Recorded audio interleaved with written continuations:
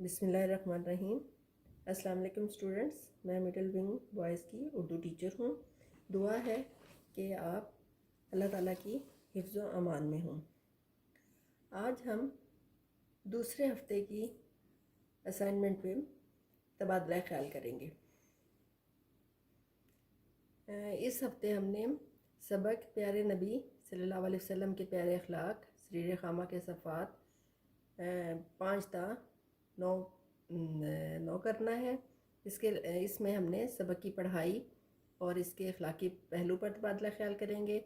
اس کے علاوہ مشقی سوالات میں سوال نمبر 1، 2، 5، 6 جو ہے ان کے جوابات تحریر کرنے ہیں اور دیے گئے الفاظ کے معنی لکھنے اور یاد کرنے ہیں۔ سوال نمبر 3، 4 اور 7 پر زبانی تبادلہ خیال کریں گے۔ اس کے علاوہ اردو زبان قواعد کے تخلیقی لکھائی کا کام اس ہفتے میں شامل ہے اور وہ صفحہ نمبر 11 پر تصویری کہانی ہے۔ اور اب ہم سریر خامہ میں پیارے نبی صلی اللہ علیہ وسلم کے پیارے اخلاق کی طرف آتے ہیں۔ اس کے مصنف ہیں حکیم محمد سعید۔ پیارے بچوں، اب اپنی کتابیں کھول لیں اور صفحہ نمبر 5 نکالیں۔ آپ سب کے ہاتھ میں پینسل ہونی چاہیے تاکہ مشکل الفاظ جہاں پر بھی ہوں انہیں خط کشید کر لیا جائے اور لغت کی مدد سے ان کے معنی تلاش کر لیں۔ اب میں بلند خوانی کرتی ہوں، اسی طرح سے پھر آپ نے پورے سبق کی بلند خوانی کرنی ہے۔ رسول کریم صلی اللہ علیہ وسلم نے ہمیشہ سادگی پسند فرمائی، یعنی آپ صلی اللہ علیہ وسلم کو سادہ رہنا، سادہ کھانا، سادہ لباس بہت پسند تھا۔ کھانے پینے اور لباس میں آپ صلی اللہ علیہ وسلم کو ذرہ برابر تکلف نہ تھا۔ ذرہ برابر بہت کم، تھوڑا، اور تکلف ہوتا ہے بناوٹ، یعنی آپ صلی اللہ علیہ وسلم آپ صلی اللہ علیہ وسلم میں ذرا سی بھی بناوٹ نہ تھی۔ آپ صلی اللہ علیہ وسلم کرتا، جبہ، تہمد اور پگڑی استعمال فرماتے۔ اب اس میں جبہ لفظ جو ہے یہ بھی مشکل ہے، اسے بھی خط کشید کرنا ہے آپ نے۔ اور جبہ عربی لباس ہوتا ہے، یہ چوکا آپ اسے کہہ سکتے ہیں، اور موٹا سا، اور ایک کپڑے سوت کے ہوتے تھے، سوتی یعنی کاٹن۔ معمولی چمڑے کا جوتا پہنتے۔ رات کو آرام کے لیے ایک موٹا سا بستر تھا۔ آپ صلی اللہ علیہ وسلم کو نرم بستر جو ہے وہ پسند نہیں تھا۔ ایک بار آپ صلی اللہ علیہ وسلم کی اہلیہ بیوی زوجہ، اہلیہ نے اس بستر کی 4 تہیں کر دی، مگر آپ صلی اللہ علیہ وسلم نے اسے پسند نہیں فرمایا۔ آپ صلی اللہ علیہ وسلم اپنے کپڑے خود ہی سی لیتے، اپنے جوتے خود ہی گانٹھ لیتے یعنی مرمت کر لیتے، مسجد کی صفائی کر دیتے، مسجد نبوی کی تعمیر میں دوسرے مسلمانوں کے ساتھ پتھر اور گارا اٹھا کر لاتے۔ گارا گیلی مٹی۔ سفر میں دوسرے لوگوں کے کام میں ہاتھ بٹاتے یعنی مدد کرتے۔ اپنے غلاموں سے زیادہ کام نہ لیتے، بعض اوقات ان کا کام بھی خود ہی کر دیتے۔ تو بچوں، آپ نے اسی طرح باقی پیراگراف جو ہیں ان کو بھی آپ نے اچھے طریقے سے پڑھنا ہے اور مشکل الفاظ کے معنی آپ لغت میں سے تلاش کریں گے۔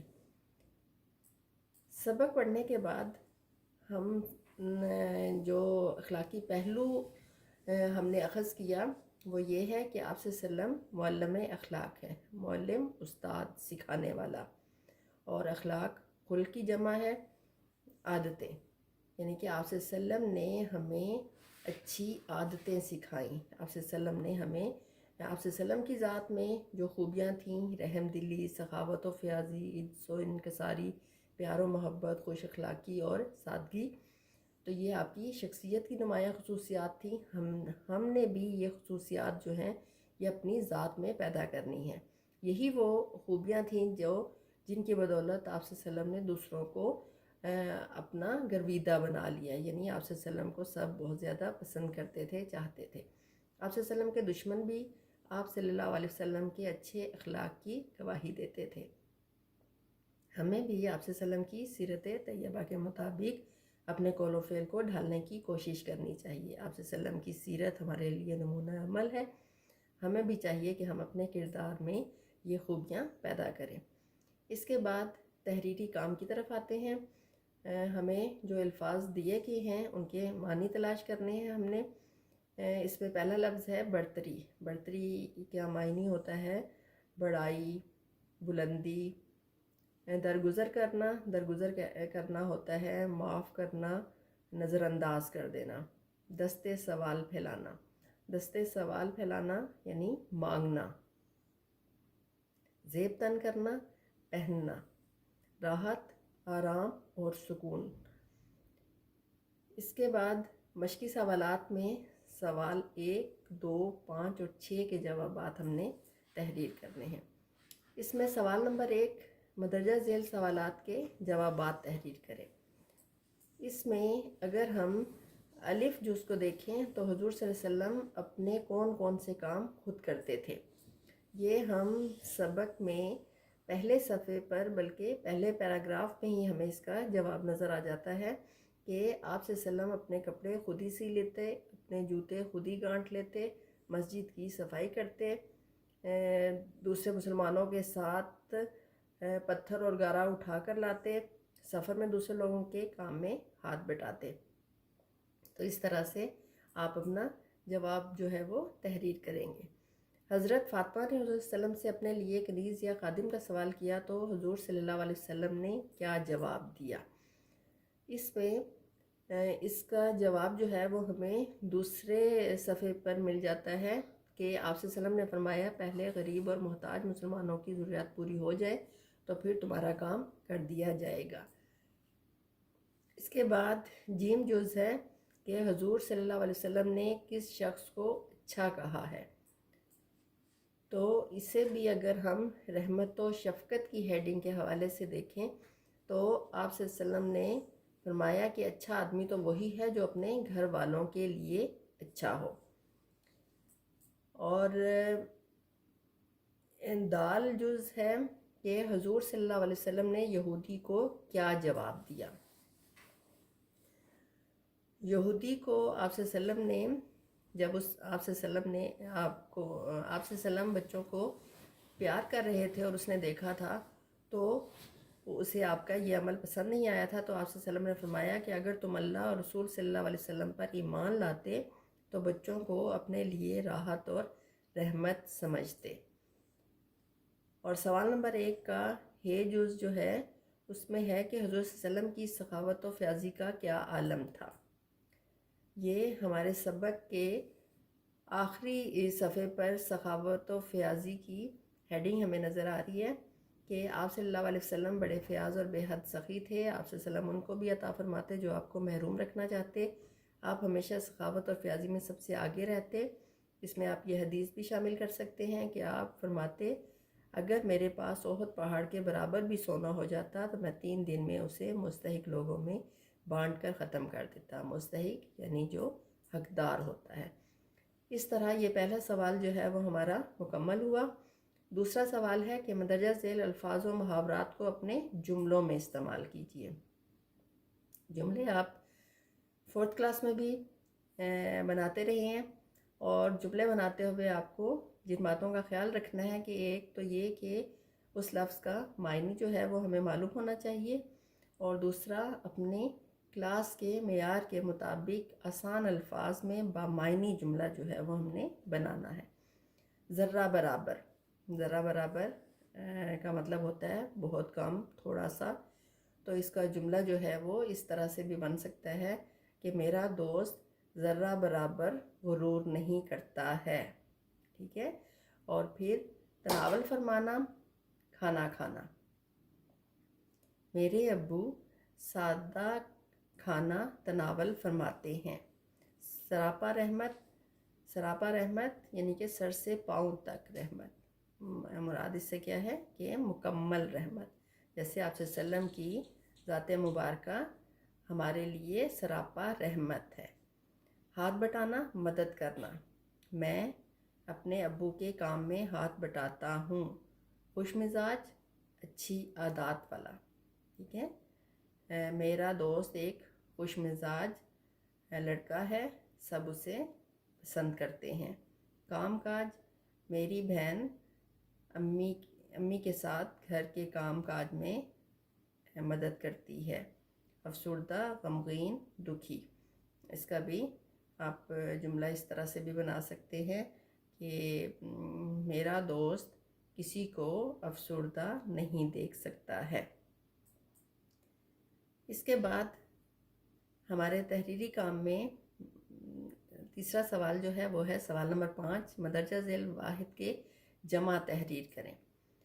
تو جمع تحریر کرتے ہوئے اس بات کا بچوں آپ نے خیال رکھنا ہے کہ مسجد سے مسجدیں یا غریب سے غریبوں نہیں آپ نے بنا دینا، بلکہ اس کے لیے جو خاص لفظ ہمارے پاس ہیں جیسے مسجد سے مساجد، اس طرح آپ نے وہ خاص لفظ ہی جو ہیں وہ جمع کے لکھنے ہیں. اس طرح ہمارے ذخیرہ الفاظ میں بھی اضافہ ہوتا جاتا ہے. مسجد، مساجد، غریب، غربا، عمل، اعمال، خدمت، خدمات، سوال، سوالات، صفت، صفات. اس کے بعد سوال نمبر 6 ہے کہ مندرجہ ذیل میں سے اسم معرفہ اور اسم نکرہ الگ الگ کر کے تحریر کیجیے. آپ نے 2 کالم بنا لینے ہیں، اسم معرفہ اور اسم نکرہ کا. اور 4th کلاس میں آپ اسم کی اقسام بلحاظ معنی جو ہیں وہ آپ نے کیے تھے، جس میں یہی 2 اسم معرفہ اور اسم نکرہ جو ہے وہ آپ نے کیا تھا. تو آپ اچھی طرح جانتے ہیں کہ اسم معرفہ جو ہے وہ کسی شخص، چیز یا جگہ کا خاص نام جو ہے وہ اسم معرفہ ہوتا ہے، اور اسم نکرہ عام نام کسی شخص، جگہ یا کسی چیز کا. ٹھیک ہے، عام نام جو ہے. اب اس میں بہت آسانی کے ساتھ آپ اس میں سے اسم معرفہ اور اسم نکرہ الگ کر سکتے ہیں. جیسے مسجد نبی صلی اللہ علیہ وسلم، اب صرف مسجد ہوتا تو وہ عام ہو جاتا یا اسم نکرہ ہو جاتا، لیکن مسجد نبی ہے تو وہ اسم معرفہ ہوا. اسی طرح سے پھر آپ نے باقی الفاظ جو ہیں ان کو اچھی طرح سے سمجھ لینا ہے. جیسے عورت اب کوئی بھی عورت ہو سکتی ہے. ٹھیک ہے، تو یہ اسم نکرہ ہے. تو آپ نے اسی طرح سے باقی سارے لفظ بھی اچھی طرح پہچان کر انہیں آپ نے کر لینا ہے.